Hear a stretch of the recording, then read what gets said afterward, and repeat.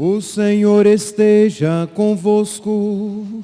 Ele está no meio de nós. Proclamação do Evangelho de Jesus Cristo segundo Mateus. Glória a vós, Senhor.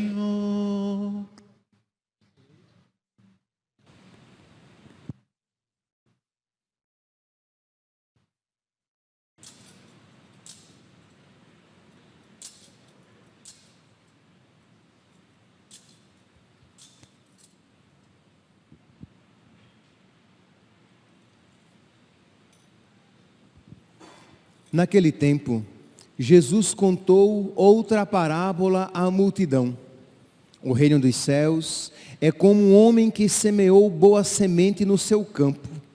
Enquanto todos dormiam, veio seu inimigo, semeou joio no meio do trigo e foi embora.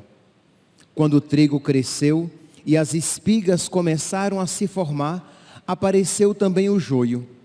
Os empregados foram procurar o dono e lhe disseram: Senhor, não semeaste boa semente no teu campo? De onde veio então o joio? O dono respondeu: foi algum inimigo que fez isso. Os empregados lhe perguntaram: queres que vamos arrancar o joio? O dono respondeu: não. Pode acontecer que arrancando o joio, arranqueis também o trigo. Deixai crescer um e outro até a colheita. E no tempo da colheita, direi aos que cortam o trigo: arrancai primeiro o joio e amarrai-o em feixes para ser queimado. Recolhei, porém, o trigo no meu celeiro. Palavra da salvação. Glória a vós, Senhor. Aleluia, aleluia, aleluia.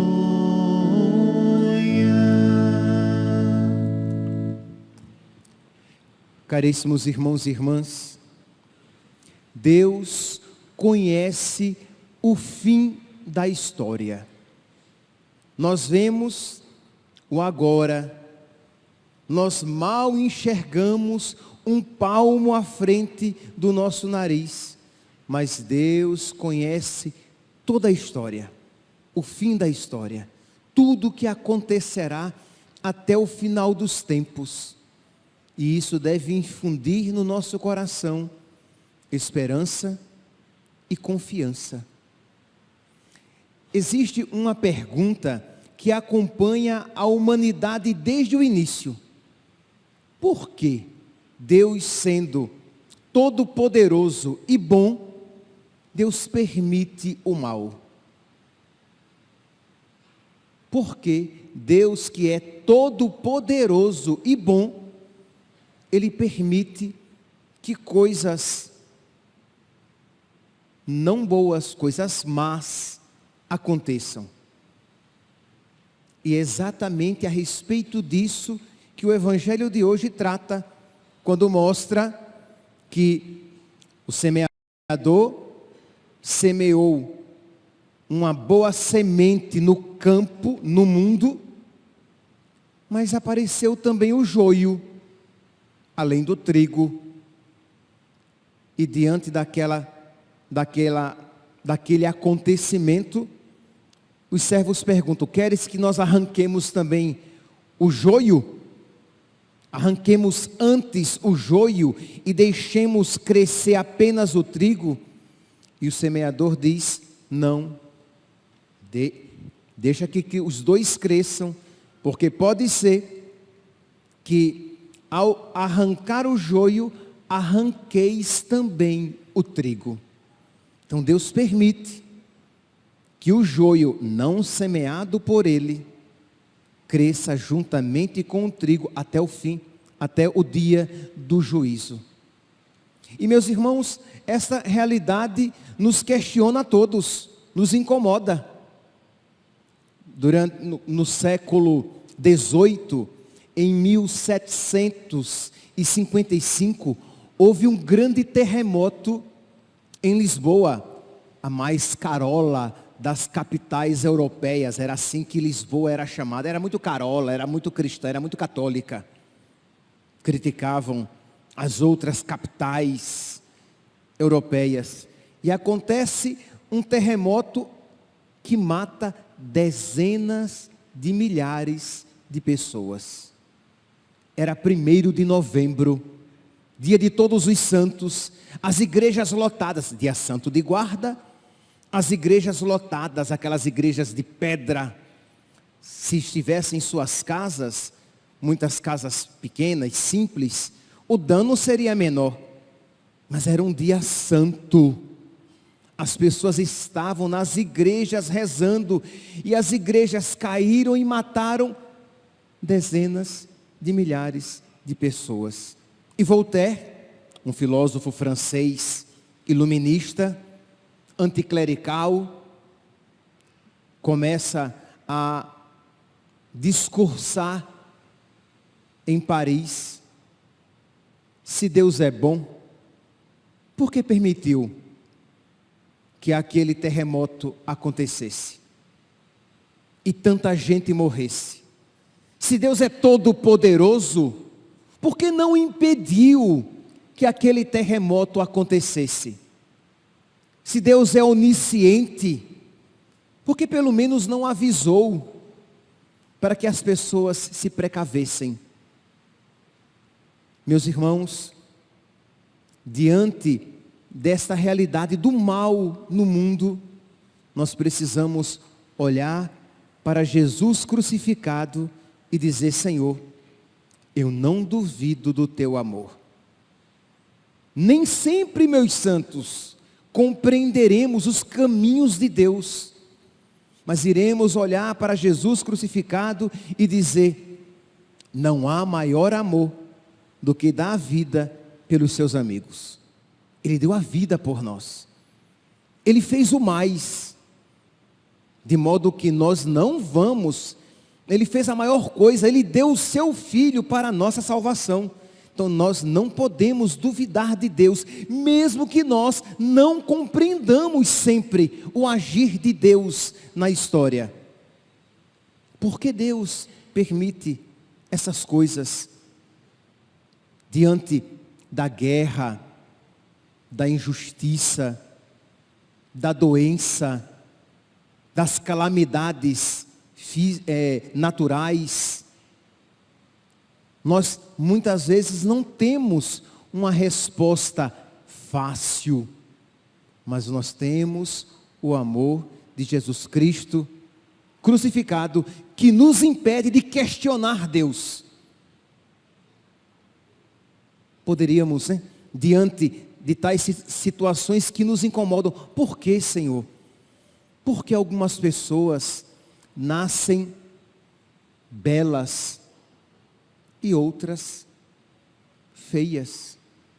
Sim, e existem pessoas que sofrem porque não se sentem tão belas quanto gostariam. Porque algumas pessoas nascem com a saúde de um touro, outras já nascem doentes. Por que, Senhor? Porque algumas pessoas têm uma vida aparentemente tranquila, outras é um calvário, uma via sacra, tragédias, dificuldades, problemas. Porque algumas pessoas nascem tão inteligentes e outras tão curtas na sua capacidade intelectual. Isto é um fato. E por que isso acontece? Por que, Senhor, aquele casal tem tantos filhos, e eu te peço há tanto tempo, e nunca nasceu um do meu ventre, na minha família?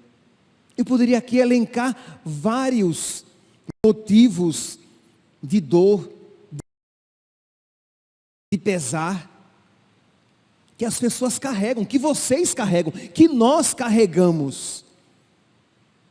E, meus santos, nós somos chamados a olhar para Jesus crucificado e dizer: Senhor, eu não compreendo, mas eu não duvido do teu amor, da tua justiça, da tua bondade. A primeira leitura de hoje, retirada do livro da sabedoria, é um louvor à bondade de Deus. O escritor aqui diz: não há além de ti outro Deus que cuide de todas as coisas, e a quem devas mostrar que o teu julgamento não foi injusto. Isto é, Senhor, tu não precisas mostrar que não és injusto. Eu creio que tu és justo, e tu cuidas bem de todas as coisas. Mas dizer isso, mesmo quando você traz essas dificuldades na sua vida, no seu coração, mas você, como um ato de fé, você proclama a bondade de Deus, a misericórdia de Deus. O mesmo livro da sabedoria, estamos aqui no capítulo 12, no versículo 18, diz aqui, que Deus domina a própria força, dominando tua própria força, julgas com clemência e nos governa com grande consideração. Isto é, Deus é clemente, Deus é bom, Deus é misericordioso, Deus é paciente, nos governa com grande consideração, pois quando quiseres, está ao teu alcance fazer uso do teu poder. Isto é, se Deus quisesse, Deus acabaria com tudo aquilo que é mal. Porque se Deus quiser, Ele faz uso do seu poder. Mas isso Deus não faz. Por quê? Porque é para o nosso bem. É por amor a nós. A paciência de Deus não é fraqueza, é bondade, é misericórdia. Ou como diz São Pedro, em 2 Pedro, capítulo 3, versículo 15, 2 Pedro, capítulo 3, versículo 15, a paciência de Deus, ou em outras traduções, a longanimidade, isto é, o longo ânimo, a longa respiração, isto é, uma pessoa nervosa, ela tem a respiração curta, né? O longânime, ele é paciente. Ele tem um ânimo, uma respiração longa. Então, a paciência de Deus, a longanimidade de Deus, é salvação para nós. A bondade, a grandeza de alma de Deus, é salvação para nós. Então, meus irmãos, diante desta palavra, nós somos chamados então a louvar a Deus pela sua bondade, mesmo diante de todas essas situações para as quais nós não temos uma resposta imediata e fácil. Voltando aqui para o nosso evangelho, diz então que diante do joio presente, a pergunta é movida por um raciocínio lógico. Queres que nós arranquemos o joio? Deus diz não. E Deus diz não para o nosso bem.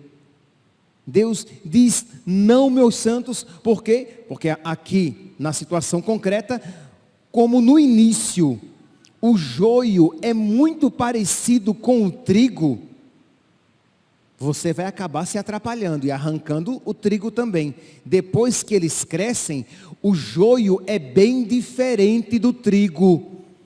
Então fica mais fácil retirar o joio, amarrar e queimar. E aí depois você retira o trigo e guarda em celeiros. Na nossa vida, meus santos, Deus é paciente, Deus é longânime, Deus é clemente, Deus espera, porque enquanto entre as plantas o joio nunca se transforma em trigo, entre os homens o joio se transforma em trigo. As pessoas más podem mudar de vida, elas podem se converter. E imagine se nós pensarmos nos grandes pecadores.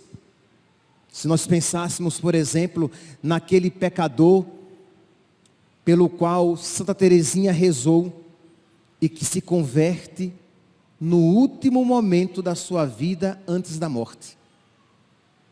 E Deus esperou, Deus foi paciente para lhe alcançar a salvação. O bom ladrão, diante de toda a maldade, de todo o roubo que ele fez, imagine se Deus lhe ceifasse a vida antes do tempo. Foi no alto da cruz, nos últimos momentos, nos últimos minutos do segundo tempo, da prorrogação, nosso Senhor lhe alcança a alma, lhe alcança o coração. Pense em São Paulo matando o cristão, São Paulo perseguindo, São Paulo aos pés do qual os mantos foram colocados para que os outros pudessem apedrejar Estevão. Ele guardou os mantos. Segundo a mentalidade da época, ele de alguma maneira se tornava responsável por todos aqueles que apedrejaram. Santo Agostinho, com a sua vida troncha e desenfreada, promíscua e idólatra. E nosso Senhor não ceifou aquela vida, porque a paciência de Deus é salvação para nós. Meus irmãos, é fácil querer que Deus extirpe o mal quando você enxerga o mal fora de você. Mas cada um aqui é chamado a olhar para o mal presente em si próprio. O campo no qual a palavra, a semente é lançada, não é apenas o mundo, é o nosso coração. No nosso coração existe, meus santos, joio e trigo. No nosso coração existe generosidade e egoísmo, pureza e promiscuidade, perdão e rancor e ódio e mágoa, virtude e pecado. No nosso coração existe tudo isso. E Deus misericordiosamente nos concede a sua graça e nos dá tempo para a nossa conversão, para a nossa mudança de vida. Mas a pergunta é, nós estamos, meus santos, nós estamos fazendo uso das graças que Deus nos concede para que nos convertamos? Ou estamos perdendo, fazendo mau uso da longanimidade de Deus, da paciência de Deus? Isto é, nós estamos aproveitando o tempo que se chama hoje. Hoje não fecheis o vosso coração, mas ouvi a voz do Senhor. Diz a palavra lá em Hebreus, capítulo 3. Não fechar o coração, ouvir essa palavra, se deixar converter. Se nós olharmos na história, essa luta acontece. É verdade que a gente tende a olhar, quando olha para o mundo e se impacienta diante da maldade presente no mundo, é porque o mal faz barulho. Mas a graça age silenciosamente. naquelas famílias que rezam, naqueles jovens que buscam a santidade, naquela pessoa que se esforça para perdoar, naqueles sacerdotes que procuram alegrar a Deus com a sua vida, com o seu ministério, em cada um aqui que procura viver na fidelidade e no amor a nosso Senhor. A graça de Deus vai agindo. Isso deve nos encher de esperança e deve nos fazer mais comedidos diante da tentação de julgar Deus, de achar que bem que Deus poderia fazer diferente em outros contextos, naquilo que nos aflige e que nos incomoda. Somos hoje chamados a nos encher de esperança. Nós não iremos, meus santos, nós não iremos compreender o porquê de tantas coisas na nossa vida. Provavelmente, se eu perguntasse aqui, quem aqui tem a vida que pediu a Deus? Provavelmente todo mundo gostaria de mudar alguma coisa. Nós temos essa pretensão. Existe a tentação de achar que nós sabemos o que é melhor para nós. Bem que aquele trauma que eu carrego poderia não ter acontecido. Bem que aquela tristeza que me acometeu, ou este ponto na minha vida poderia ser diferente. Mas nós somos, meus irmãos, chamados a dobrar os nossos joelhos, o nosso coração e louvar a bondade de Deus e dizer: Senhor, eu não te julgo. Eu aceito, seja feita a vossa vontade, assim na terra como no céu. Eu creio, Senhor, que a tua vontade é sempre boa, que a tua permissão é boníssima, mesmo quando nós não a compreendemos, mesmo quando nos faz sofrer, e quando se nos apresenta como o mar. São Tomás More, né? Essa frase é clássica em São Tomás More, preso na Torre de Londres, prestes a morrer, com a sua família, sofrendo dificuldades financeiras e perseguição em Londres, porque era a família de um traidor da pátria, de um inimigo do rei. E São Tomás More, em meio àquele sofrimento dos seus filhos e da sua esposa, diz: a vontade de Deus, mesmo que se nos apresente má, ela é sempre ótima. A vontade de Deus é sempre ótima, é sempre muito boa. E meus irmãos, eu convido aqui cada um a, olhando para a sua vida, para as suas mazelas, para as suas dificuldades, e você dizer: Deus é sempre bom, a sua vontade é boníssima, a sua vontade é ótima. E você tem lágrimas nos olhos e diz: Deus é bom, a sua vontade é ótima. E você sente o peso da cruz, o peso da fidelidade muitas vezes à vontade de Deus. E você diz, sentindo a cruz arranhando no seu ombro, nos nervos do seu ombro, sentindo as pedras neste caminho difícil, que muitas vezes é o caminho de cada um, e você diz: Deus é bom. Eu é que não vejo a bondade de Deus, eu vejo apenas este ponto. Deus vê toda a história, eu vejo apenas este acontecimento. Deus vê a repercussão daquilo em toda a minha vida e na vida dos outros. Deus é bom, eu creio na bondade de Deus, eu não vou julgar Deus. E você vai dizer, como o escritor do livro da sabedoria: não há além de ti outro Deus que cuide de todas as coisas. e a quem devas mostrar que teu julgamento não foi injusto. Não, Senhor, o Senhor não precisa mostrar que o Senhor não foi injusto. Eu creio. Você vai rezar como o salmista: ó Senhor, vós sois bom e clemente.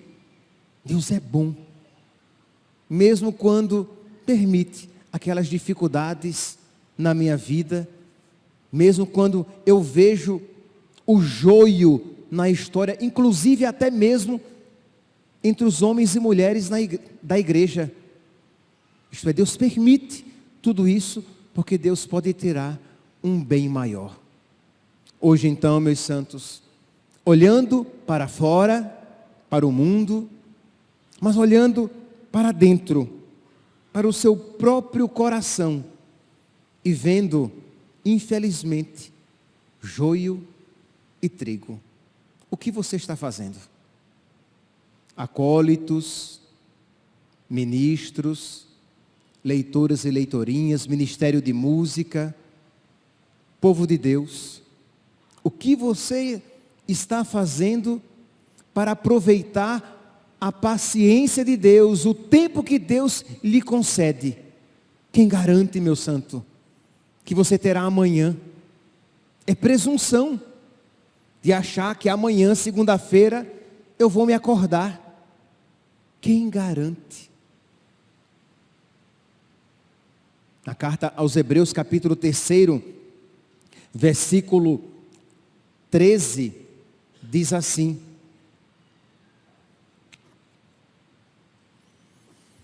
no versículo 7 diz: hoje, se ouvirdes a sua voz, não endureçais o vosso coração.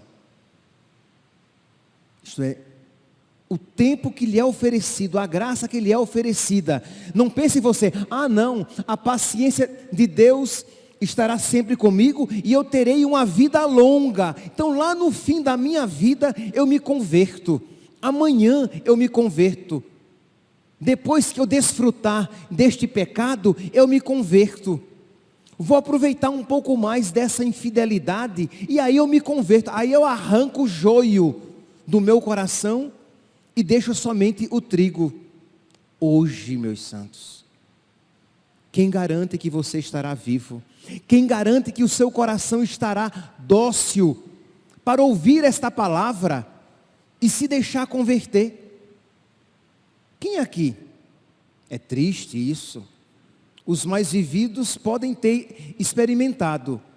Quem aqui não já experimentou, já fez a experiência de perceber o coração endurecido? Você vai à igreja e parece que a palavra que antes tocava o seu coração, você ia à missa e tudo que o padre pregava, ou toda palavra proclamada, algo lhe falava ao coração. Mas quem já fez a experiência disso passar? Seu coração como que endurece e aquela palavra, ela não entra. Seu coração endureceu. Então você pensa, ou que vai viver muito e terá tempo de se converter, ou você pensa que o seu coração estará sempre aberto para acolher a palavra de Deus. Mas você pode morrer antes, ou seu coração pode se endurecer no pecado. E por mais que você viva, o seu coração a cada dia se endurece ainda mais. Então não percamos, não desprezemos a paciência de Deus. Hoje, não pressuponha que amanhã você terá ainda tempo. Hoje não fecheis o vosso coração. Versículo 7. No versículo 13, o autor dirá: animai-vos mutuamente, cada dia, durante todo o tempo que se chama hoje, para não acontecer que alguém se torne empedernido com a sedução do pecado. Isto é, aproveite o tempo que se chama hoje, para que você não fique empedernido, endurecido na sedução do pecado. Então, meus santos, diante desta palavra, duas atitudes. A primeira, a atitude de filho que confia no amor de Deus. Tenho certeza que todos aqui trazemos alguma tristeza no coração, algo que gostaríamos que tivesse sido diferente, uma prece que talvez não foi ouvida, uma lágrima que você traz na sua alma, e você vai dobrar os seus joelhos hoje, nesta missa, talvez até no ofertório, e entregar esta dor, e dizer: Senhor, eu confio na tua bondade, eu carrego esta ferida, como São Paulo, que dizia que carregava um espinho na carne, e Deus diz a ele: basta-te a minha graça. Eu sei, rapaz, porque eu deixei este espinho na tua carne. Tu não sabes, mas eu sei. Isso é para o teu bem, é salvação para ti. Mas aquele espinho na carne, que nós não sabemos em que consistia, era um sofrimento, que São Paulo pediu que Deus o livrasse. E Deus diz: basta-te a minha graça. Que cada um aqui hoje dê essa alegria a nosso Senhor. Vamos lá. Como filhos que creem no amor dEle, digamos: Senhor, eu creio no teu amor. E creio independentemente de tudo aquilo que me aconteceu e me fez sofrer. Eu creio. E mesmo que tu nunca me des aquilo que eu ainda espero, eu continuarei crendo no teu amor. Mesmo que a minha vida seja totalmente contrária às minhas expectativas, às minhas boas expectativas, eu continuarei crendo no teu amor. Porque tu te entregaste por mim. Porque tu, Pai, me deste a tua maior riqueza, o teu filho. E eu não posso duvidar do teu amor, da tua justiça, da tua bondade, da tua paciência. Primeiro. Segundo, meus santos, pedir a Deus a graça de aproveitar o hoje. O hoje que nos é dado. Para que nós vamos retirando o trigo, o joio da nossa alma. O joio do nosso coração. Retiramos o joio quando nós fazemos uma confissão sincera e verdadeira. Retiramos o joio quando nós lutamos contra os nossos vícios, pecados e imperfeições. Retiramos o joio quando nós nos tornamos mais dóceis à vontade de Deus. Vontade uma vez conhecida, obedecida. E vamos progredindo no amor de nosso Senhor. De modo que no nosso coração haja cada vez mais trigo, cada vez menos joio. E um dia, quem sabe, haja apenas trigo para Deus recolher nos seus celeiros celestes. Que essa palavra, a confiança no amor de Deus e a luta no tempo que se chama hoje, nos ilumine a nossa inteligência para que vivamos bem este domingo, esta semana, e nos ilumine toda a nossa vida. Louvado seja nosso Senhor Jesus Cristo. Para sempre seja louvado. De pé, proclamemos a nossa fé. Creio em Deus Pai, Todo-Poderoso, Criador do céu e da terra. E em Jesus Cristo, seu único Filho, nosso Senhor, que foi concebido pelo poder do Espírito.